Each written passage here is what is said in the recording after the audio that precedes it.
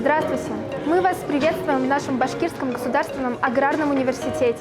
Наши студенты сейчас находятся на заседании круглого стола, посвященной памяти первому президенту республики Муртазы Губайдуловичу Рахимову, который неоднократно помогал нашему университету и внес огромный вклад в развитие республики.